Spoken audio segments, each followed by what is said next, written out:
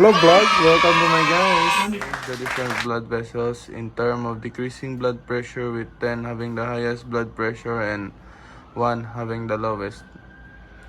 So the highest blood pressure is the aorta, and the ninth is the systemic artery, and the eighth is the pulmonary artery, and the seventh is the arterial, and the sixth is the systematic capillary, and the fifth is the pulmonary capillary, and the fourth is the venous, and the third is the veins, and the second is the superior vena cava, and the last is the inferior vena cava. Arteries equals high pressure system and bagura na oxygenated. Low cross sectional area equals to low volume, and veins low pressure system and high cross sectional area equals to high volume. Blood pressure, blood flow, and resistance. Blood flow is determined by the pressure difference and the resistance of the vessel. Pressure difference is the driving force for blood flow, and resistance is impediment to flow. The relationship of flow, resistance, and pressure difference is expressed by the Ohm's law. The magnitude of blood flow is directly proportional to the pressure difference. The direction of blood flow is determined by the direction of the pressure gradient from high to low pressure. Blood flow is inversely proportional to resistance, and a change in resistance is a major mechanism for changing blood flow, particularly in arterioles.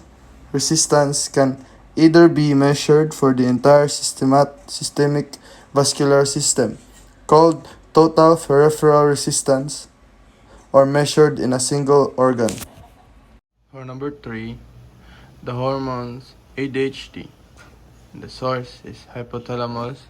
The receptors is chemical receptors or osmoreceptors. And the effector organ, kidneys collecting duct. Function, promote water absorption. Factors affected, blood volume. Effect, increased blood pressure. And the hormone angiotensin. Source, renin and angiotensin or liver.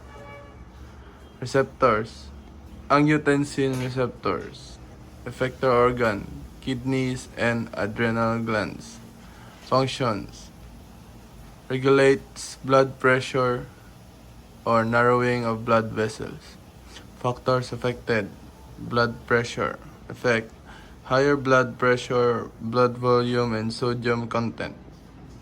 The hormone aldosterone. Source, adrenal glands. Receptors, mineralocorticoid receptors.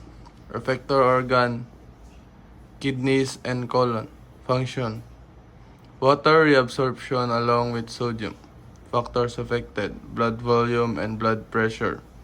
Effect, increased blood pressure. The next hormone, epinephrine. Source, adrenal glands. Receptors, alpha and beta receptors. Effector organ, muscles and blood vessels. Function, increase in heart rate, muscle strength, blood pressure, and sugar metabolism. Factors affected, blood pressure. Effect, flight or fight response. Hormones, atrial natriuretic peptide. Source, mycocytes of the heart atria. Receptor, atrial volume receptors. Effector gland, adrenal glands. Function, lower blood pressure and to control electrolyte homeostasis. Factors affected, blood volume. Effect, lower blood pressure. Why is blood pressure important?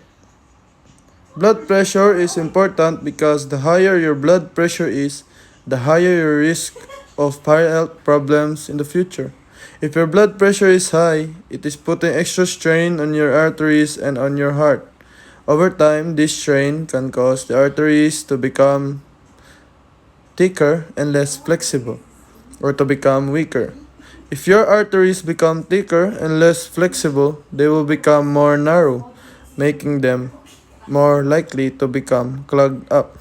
If an artery becomes completely clogged up, known as a clot, this can lead to a heart attack, a stroke, kidney disease, and dementia.